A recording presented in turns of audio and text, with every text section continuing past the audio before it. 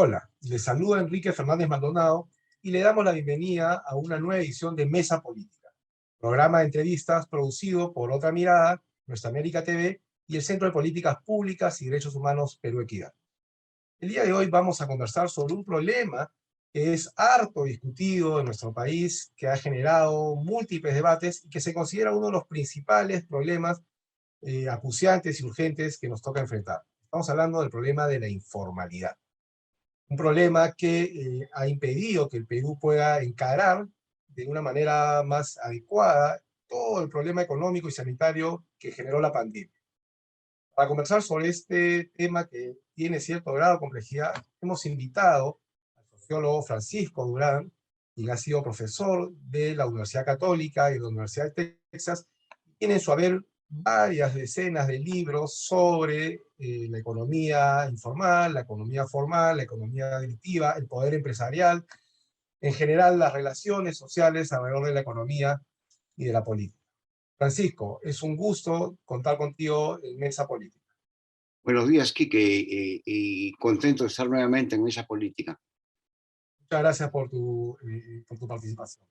La informalidad se ha convertido en un tema leitmotiv de muchos actores políticos y económicos. Suele aparecer en las discusiones sobre cómo mejorar la competitividad, la productividad de las empresas, cómo salir del subdesarrollo. Pero la sensación que nos queda es que en esta discusión la informalidad aparece como una situación al margen de lo que sucede en la economía formal, de lo que pasa en el mundo empresarial, y se suele atribuir a sectores marginales que han tenido muchas dificultades para insertarse en la economía moderna. ¿Es así realmente? ¿La informalidad es un espacio estanco, separado del resto de la economía? ¿O cómo lo debemos entender en estos días? Sí, esa es la impresión que da el concepto, ¿no? Que es una especie de cajón desastre. Lo que no es formal es informal, pero ahí hay de todo. Y es un sector, si tú quieres llamarlo así, ¿no? Un sector socioeconómico de gran complejidad interna y que muchas veces no ha sido suficientemente comprendido en todas sus dimensiones. Porque dentro de la informalidad no hay solo emprendedores, digamos que es el discurso oficial, que quiere presentarnos como un país de empresarios, que no es así, digamos, ¿no? Es absurdo decir que somos un país de empresarios más que de trabajadores porque los empresarios contratan trabajadores, que sigue siendo la mayoría, pero hay trabajadores formales y hay trabajadores informales, ¿no? Que yo creo que son la mayoría. Entonces hay un debate ahí que tiene que ver más que con la realidad, con las narrativas, las ideologías y las justificaciones del modelo económico liberal que quiere presentar un capitalismo popular como un notable desarrollo, como una revolución silenciosa, ¿no? Que nunca se ha querido reconocer. En realidad ese es hacer alquimia, ¿no? No descubrir una nueva fuente de riqueza. El sector informal sigue siendo un tipo de operación muy duro para la gente a nivel de sobrevivencia. Y ese siempre ha sido el debate, ¿no? Es el debate que lleva ya 40 años entre los laboralistas, los economistas serios y gente como De Soto, digamos, y otros como, no sé, Córdoba, ¿no? Que también los veía como los héroes del desarrollo cuando quiso presentarse como candidato. Entonces, hay un uso ideológico, pero también se intenta hacer un uso político de la informalidad, ¿no? Por parte de neoconservadores o la derecha. La informalidad básicamente se ha encarado desde el punto de vista económico. Se habla de las empresas informales, de los trabajadores informales, como si fuesen un mundo aparte. Pero tú ya lo has señalado, están muchas veces íntimamente ligados. Hay vasos comunicantes que unen al sector formal del informal. ¿Cuáles son esos mecanismos, si los has identificado, que articulan estos dos espacios y en algunos puntos operan de manera conjunta? Sí, si la informalidad existe desde hace, no sé, 40 años en el sentido de que es un fenómeno muy grande y predominante, digamos, en la sociedad peruana, es obvio que tiene que ser funcional con el resto del sistema, ¿no es cierto? Y hay muchos vasos comunicantes y muchas líneas borrosas entre la formalidad y la informalidad, dependiendo a quién le conviene. cuando los formales quieren, por ejemplo, contratar mano de obra informalmente, lo hacen, digamos, ¿no? Y ahí falla el Estado, no regula suficientemente. Y al revés, los informales también pueden encontrar en el sector formal un cliente al cual pueden proveer bienes y servicios. Entonces, no hay una separación tan definitiva como parece hacernos creer el concepto de formal, informal. Eso no es cierto. Yo recuerdo haber hablado con un empresario chino importador que vendía básicamente licores y electrónicos, ¿no? Y él me decía, no, yo tengo que ir al sector informal a colocarme mercadería porque si no, no compito. Entonces, yo no sé bajo qué mecanismo lograba colocar parte de sus importaciones, vinos, y qué sé yo, aparatos electrónicos. Y así hay muchos casos, ¿no? Entonces, yo creo que la condición del sector informal mayoritaria, siempre hay algunos casos de éxito, ¿no? Y generalmente, como en Gamarra, algunos tienden a formalizarse, ¿no? Cuando les conviene o cuando tienen que exportar, porque la exportación es un club exclusivo para los legales, ¿no? Entonces, dentro de la informalidad hay un sector empresarial de éxito, pero es muy pequeño y es raro, ¿no? La mayoría están de empresas informales, están a nivel de sobrevivencia y la mayoría de los trabajadores informales que trabajan para estos empresarios informales están en condición muy precaria, pero a veces les conviene, sobre todo a los empresarios informales, mantenerse en esa condición. Entonces, la concepción de que son mayoría empresarios es errónea, porque los empresarios, como insisto otra vez, es una cosa de sentido común, de análisis sociológico básico, contrata trabajadores, ¿no? Y una vez asesoré una tesis sobre Gamarra y tú veías que las jaladoras, las costureras, ¿no? Los planchadores de muchas empresas formales de Gamarra, que al mismo tiempo también hay informales muchísimos, están en una situación de empleo mucho peor que la que están en el sector formal, ¿no? Entonces el sector formal usa, digamos, y aprovecha el sector informal, y el sector informal, en la medida que está de algún modo atrapado sin salida o porque tienen intereses esos grupos empresariales que ganan con la informalidad, se mantiene en esa condición. Pero ciertamente, desde el punto de vista laboral, social, económico, lo ideal hubiera sido que reduzcamos la informalidad, ¿no? El Perú, creo, tú debes saber eso, Quique, dame las cifras, es uno de los países con más alta informalidad, ¿no? Sin duda, tanto en términos de empresas que no son formales como de la población económicamente activa que está en una situación de informalidad. Tú has señalado algo que me parece bastante interesante. Hablas de la regulación que se requiere para promover la formalidad, y ahí hay una discusión bien interesante donde la informalidad se ha usado muchas veces como coartada para promover esquemas regulatorios más flexibles, es decir, avanzar hacia una desregulación. Parece una contradicción. Reduzcamos las exigencias para los agentes económicos para que sean formales, pero al reducir esas exigencias lo que se hace es precarizar las relaciones de trabajo o, digamos, poner en una situación desventajosa al Estado porque las empresas pasan a pagar menos impuestos, tienen menos obligaciones. Entonces, la sensación que hay es que la informalidad se ha convertido en una coartada para promover un Estado más reducido, una regulación más laxa, porque se supone en estos supuestos que eso va a promover una mayor formalidad. ¿Pero Sí, es así realmente? sí hay varios mitos, ¿no? Sobre la informalidad que son funcionales al sector formal, sobre todo a la gran empresa, ¿no? Como tú sabes, cada vez que hay una discusión de aumento del salario mínimo, se dice, no, no lo hagas porque va a aumentar la informalidad. Y eso lo dicen economistas serios, ¿no? A veces profesores universitarios que nunca han hecho un estudio, ¿no? O se ha publicado un estudio que demuestre que efectivamente hay una correlación entre un aumento del salario mínimo y el aumento de la formalidad. Podría ser al revés, ¿no es cierto?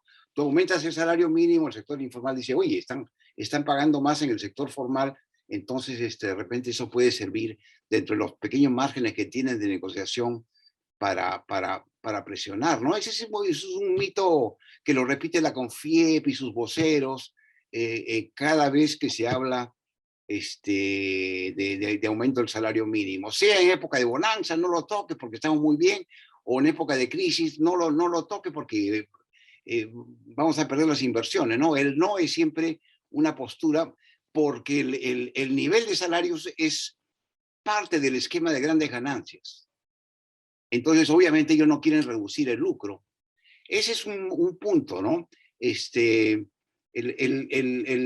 otro punto es que nosotros pagamos los impuestos, me refiero al sector formal, pero ellos no. Entonces, no me puedes a mí gravar tanto porque el Estado está fallando, ¿no? Hay una actitud antiestatal, entonces no es justo, digamos, ¿no? Cuando en la práctica tú sabes de que lo que pueden pagar los informales es casi, es poquísimo, ¿no? Quizás algunos grandes empresarios y empresas informales podrían pagar impuesto a la renta, ¿no? Y me imagino que ahí también hay el rey de esto, el rey de lo otro, o la reina de la papa, ¿no? Que puede operar informalmente. Pero en materia de impuestos también hay otra excusa donde la informalidad sirve para decir, ¿sabes qué? Me está sobregravando. Yo soy el único que contribuyo. Todos sabemos que el principal impuesto es el IGB, y el IGB lo pagamos todos, seguido por la gasolina. La gasolina la pagamos todos. Ese es otro mito que se ha generado, ¿no? El tercer mito que ya lo hemos comentado, pero creo que es muy importante porque juega mucho ideológicamente, es el mito de que somos un país de empresarios, ¿no? Creo que RPP a cada rato repite Lima, la ciudad de los emprendedores, ¿no? Perú, país de los emprendedores. ¿Quiénes son emprendedores? Un trabajador de gamarra que trabaja 10, 12 horas, ¿es un emprendedor? ¿Es un emprendedor la señora que vende periódicos en una esquina con su hijo a la espalda? ¿O una emprendedora? ¿No? Hay una deformación para tratar de decir, estamos en una revolución capitalista de mercado, ¿no? Que es popular, que incorpora a todos, cuando la misma existencia del sector informal refleja pues el fracaso de ese tipo de modelo porque no puede dar empleo formal e ingresos aceptables para estas grandes mayorías que están en el sector informal, ¿no? La informalidad no es solo un fenómeno económico, sobre el cual vamos a regresar, pero tú señalabas que habías asesorado una tesis que se realizó en el espacio de Gamarra, y yo Sí, recuerdo una tesis de Moisés Rojas, un colega nuestro sociólogo, que efectivamente, de esa tesis analizando, estamos hablando, sí. analizando, así es, analizando el tema de la informalidad, él encuentra como uno de sus hallazgos que la informalidad promueve una falta de organización de parte de los trabajadores en principio, y luego desincentiva la participación política, porque el informal Sí, es un trabajador que suele trabajar 10, 11, 12 o más horas al día y tiene la mayoría de veces salarios de sobrevivencia. Entonces, buena parte de su energía cotidiana la dedica a trabajar para sobrevivir. Entonces, queda poco espacio para la organización política. Eso tiene efectos sobre el sistema político y sobre nuestra democracia. ¿Cómo lo ves? sí, cierto, sí. Y eso es una especie de, como se dice, de masa, ¿no? De sector disperso, masivo, que no puede ser ciudadano, porque el sistema de trabajo que tiene se lo impide, ¿no? Entonces, lo anula políticamente, y como está a un nivel de mucha sobrevivencia, de una sobrevivencia extrema, digamos, más aún, digamos, porque la necesidad obliga, ¿no? Entonces, en las encuestas que hizo, porque él habló mucho con los trabajadores, es un estudio sobre los trabajadores informales, no sobre los empresarios, que es otra parte, de la otra cara de la realidad. Decía, bueno, sí, yo tengo la esperanza de que esto sea un trabajo temporal. Estoy acá por un tiempo, pero la mayoría no sale de esa situación, o sea, no está en condiciones de tener alternativas, al mismo tiempo porque el sector formal funciona como un Estado chico que dice, no aumente la burocracia, ¿no es cierto? Entonces el Estado contribuye mucho menos que en el pasado a dar empleo. Y tienes un sector formal privado que opera con altas tecnologías y que es poco intensivo en capital. Salvo, obviamente, qué sé yo, las agroindustrias en el tiempo de la cosecha, ¿no? Pero ese es trabajo temporal. Pero si tú ves, la economía peruana está muy automatizada y muy mecanizada, y la minería, que es el sector estrella, digamos, ¿no? en realidad ocupa muy poca gente. Siempre han dicho que tienen mucho empleo indirecto, pero nunca han demostrado, otra vez, nunca han demostrado lo que ellos dicen que es la realidad, de que hay un gran empleo indirecto, y cuando no es así, pues, ¿no? Entonces tú puedes tener una inversión de $1.000 millones, de una gran mina que opera básicamente con maquinaria y computadoras, y emplea a 800 o 1.000 trabajadores, que yo creo que fue el caso de Antamina cuando empezó. Entonces, obviamente eso implica que hay menos oportunidades de trabajo formal. Como el Estado es pasivo, no quiere promover el desarrollo, no quiere hacer empresa, se refuerza esto, ¿no? Entonces el privatismo y los privilegios de las grandes empresas, un Estado reducido que no regula, deja al resto de peruanos en una situación de precariedad. Entonces, ¿qué te queda? O te vas del país o te vas al sector informal, ¿no es cierto? Y en el sector informal esto se disfraza porque no tienen voz. O sea, quien habla del sector informal es el señor De Soto, pero él de informal no tiene nada, digamos, ¿no? Es un aristócrata de origen arequipeño que ha hecho una carrera sobre la informalidad, y la verdad que ha tenido mucho éxito en eso. O el señor Córdoba y otros que en la época de elecciones siempre dice, son los héroes del desarrollo, voy a escribir un libro sobre la informalidad. Entonces es usado como masa.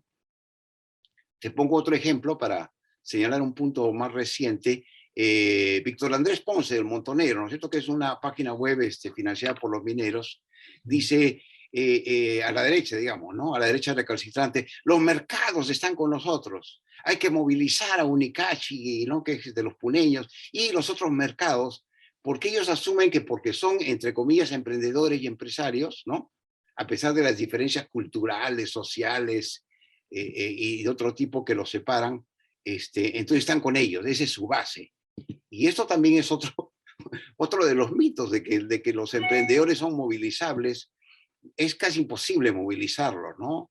Y están dispersos, y yo creo que están dispersos porque el sistema mismo, ni el Estado, ni el sector privado, ni la sociedad civil, lamentablemente tiene la capacidad de organizar a los empresarios informales para ayudar con el gremio a la formalización, por lo menos gradualmente en los sectores donde es más posible esto, y menos pues a los trabajadores, que es el explotado invisible actual nuevo de la sociedad peruana. Hablas de la ideología del emprendedurismo, cómo esto está asociado a la informalidad, y ahí recuerdo unas tesis del filósofo coreano Byung-Han, que habla de la autoexplotación, y eso es lo que Sí. vemos básicamente en el sector de la informalidad. Muchas veces se dice que el informal no quiere asumir los costos de su seguro de salud, de su seguro previsional, porque eso le resta ingresos, digamos, que sirven para vivir, pero en el fondo lo que están haciendo es sobrecargar al Estado, digamos, porque finalmente se van a atender a la posta pública, al SIS, sin ser formales, pero no aportan al Estado. Pero por otro lado están las empresas que dicen que, como ya se ha dicho, que no se debe modificar la regulación que heredamos de la Constitución del 93 porque esto generaría mayor informalidad. ¿Quiénes son los actores principales que deben combatir la informalidad? ¿Es el Estado? ¿El sector privado tiene alguna responsabilidad, digamos, o alguna obligación para reducir estas tasas de informalidad que afectan, por ejemplo, los niveles de protección social de la población?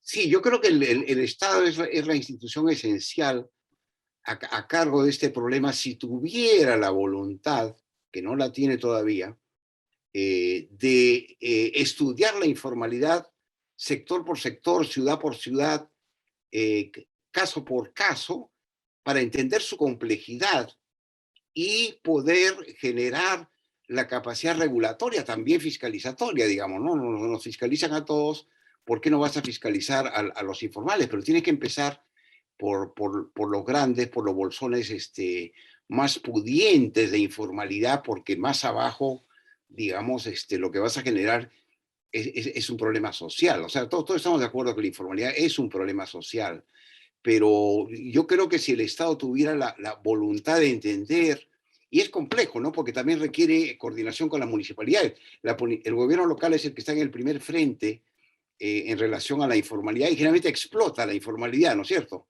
También hay corrupción ahí, recuerdas el caso de La Victoria, ¿no? Ujú, El cobro de claro. coimas siempre ha funcionado por parte de las autoridades que le dicen, mira, yo te dejo ser informal, pero tú tienes que pagarme pues tanto al día o tanto al mes, ¿no? Entonces, mientras que el gobierno local muchas veces, no todos obviamente, no podemos exagerar, explota la informalidad cobrándole una especie de impuesto, ¿no es cierto?, que es la coima, ¿no? Y que va a bolsillos privados. El Estado nacional y el regional, bueno, el regional también ignora la informalidad, ¿no? Es interesante que ellos quieren obras y empleo, pero de la informalidad no conozco ningún gobierno regional que haya dicho, oye, un momentito, acá tenemos un problema informal, ¿cómo hacemos? Coordinemos con los gobiernos locales y el Estado nacional. Y el Estado nacional el Estado central no hace nada al respecto. Nos habla de tasa de crecimiento, de niveles de inversión, de que somos la estrella de la economía peruana, de la economía en materia de minería otras formas, digamos, de narrativa para indicar éxito, pero ignora totalmente, se pone de espaldas a la realidad del país, ¿no? Tú conoces mejor que yo el Ministerio de Trabajo, pero ¿qué cosa ha hecho el Ministerio de Trabajo o el MEF Bueno, eso que tú sobre la señalas, informalidad? No sé, tú debes saberme con más detalle estos asuntos. eso que tú señalas es muy interesante porque hay como un discurso esquizofrénico. Por un lado, el Perú quiere ser miembro de la OCDE y se ha movido en esa dirección y ahora ha sido admitido, va a ser evaluado, pero la OCDE le exige a los países que aspiran a ser miembros lograr una serie de indicadores, digamos, vinculados a metas económicas y sociales, dentro de las cuales una de ellas es reducir la informalidad. Sin embargo, el Estado peruano invierte muy poco en ello. Su atención ha estado puesta en otros objetivos en los últimos 20 años, a tal punto que, como tú bien señalas, el Ministerio de Trabajo es uno de los ministerios cenicienta dentro del presupuesto general de la República. El presupuesto para el sector, lo que incluye el Sí, ministerio y la dirección regional, no llega ni al 2% del presupuesto general. Entonces, con esos recursos es difícil combatir la informalidad, por lo menos la laboral, para no hablar de otros tipos de claro. informalidad.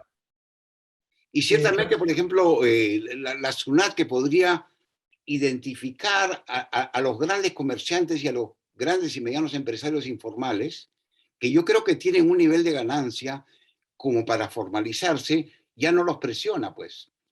Entonces, si no los presionas, ellos siguen ahí. ¿Para qué, digamos, si se están ahorrando una parte de los impuestos que deberían pagar cuando venden, digamos, ¿no? El IGB, ¿no? Cuando compran, todos pagamos el IGB, ¿no? En el sector formal. Y la gasolina es incluso ya es probablemente el impuesto más universal, ¿no? Pero ellos quieren escaparse, pues, del radar. Entonces, yo creo que, y esto sería una conclusión más de este diálogo tan interesante, Quique, que los empresarios informales, la burguesía informal, ya para usar ese término, utiliza a sus trabajadores también como masa de choque cuando es necesario. Digamos, si tú en un momento la zona dice, voy a entrar a los mercados, quienes sale la gente, es decir, sale sus trabajadores, sus vendedoras, ¿no? Y ellos están siempre detrás. Y eso también es un problema, ¿no? Porque tenemos un sector de grandes empresarios, ni hablar de los contrabandistas y otros, ¿no?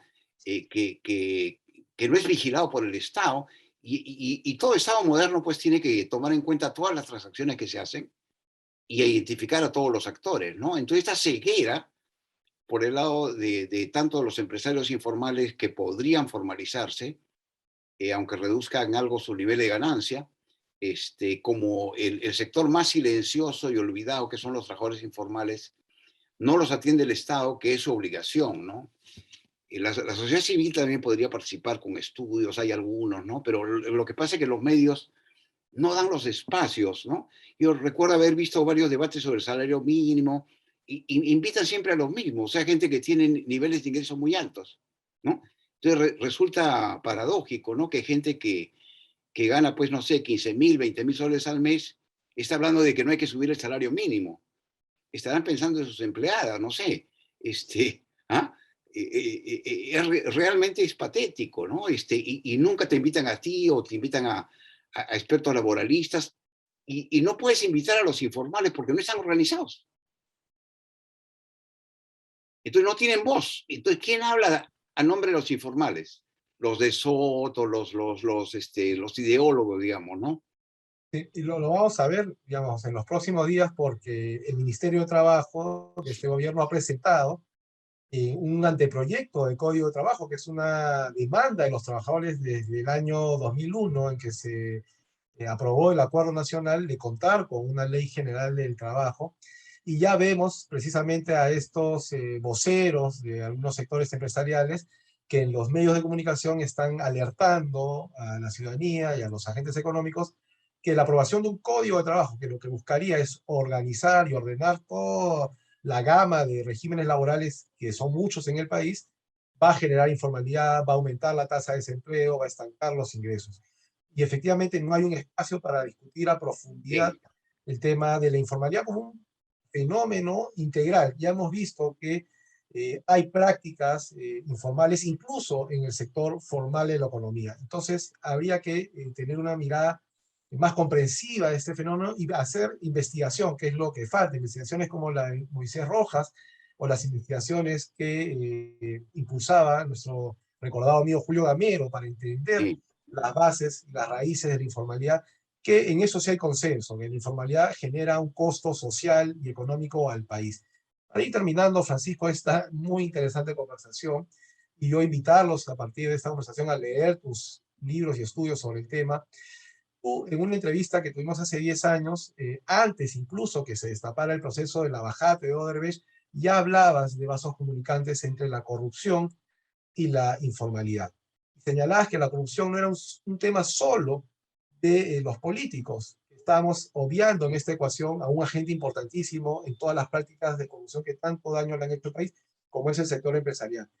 Entonces, para tener una reflexión final, un pacto contra la informalidad, ¿qué tendría que involucrar en nuestro país?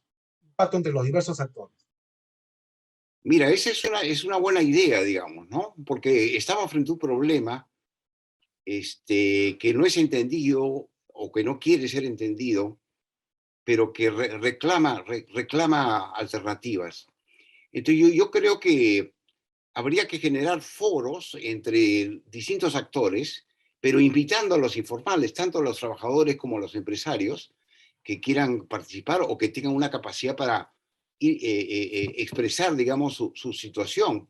De tal manera que en un debate, en una deliberación nacional, podamos ir sentando las bases sin partir de preconcepciones, ¿no?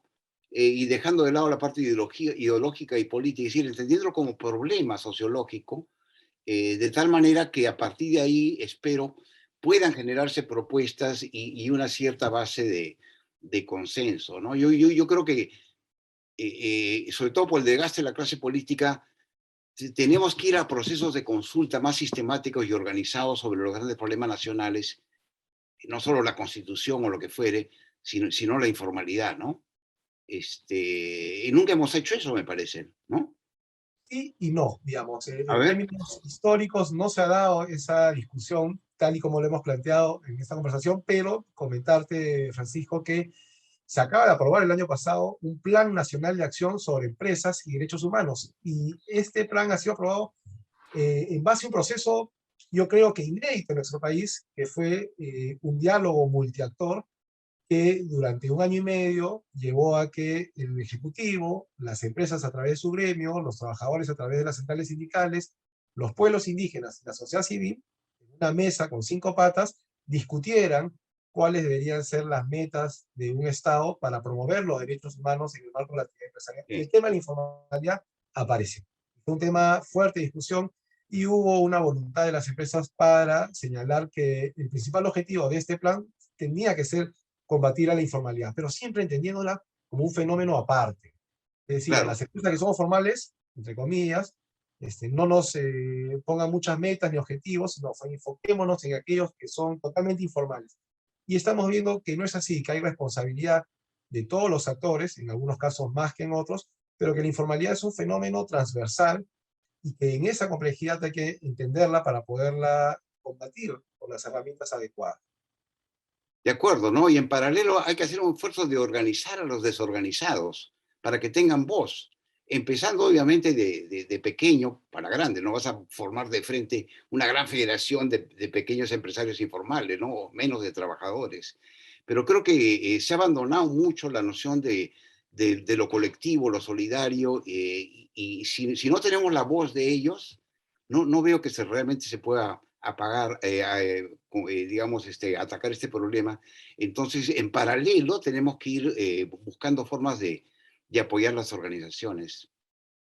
Muy interesante esto último, organizar a los informales, es decir, a los que usualmente están excluidos de los espacios de toma de decisión que además los involucran directamente. Es una nueva Francisco, forma de marginación, de discriminación, ¿no es cierto? Sí. y está atravesado como sociólogo, tú lo debes tener muy claro, por otras dimensiones, como la sociocultural y prácticas racistas, discriminadoras, excluyentes. Francisco, hemos llegado al final de esta interesante conversa. Yo te agradezco en nombre de Otra Mirada, de América TV y de Perú Equidad que nos hayas dado este espacio y esperamos contar contigo en una próxima oportunidad para ver qué cosas se ha hecho desde el sector público y también desde el sector privado y la sociedad civil para encarar este fenómeno que genera tanta preocupación en algunos sectores de nuestra sociedad. A los seguidores de Mesa Política los invitamos a compartir el contenido de este programa a través de nuestras redes sociales. Nos encontraremos en otra oportunidad. Muchas gracias. Gracias por la invitación, Quique. Muy interesante el diálogo.